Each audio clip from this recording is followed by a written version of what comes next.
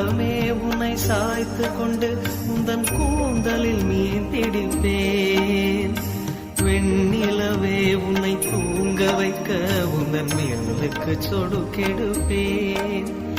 வருட வரும் பூங்காற்றையெல்லாம் கொஞ்சம் வடிகட்டி அனுப்பி வைப்பேன்.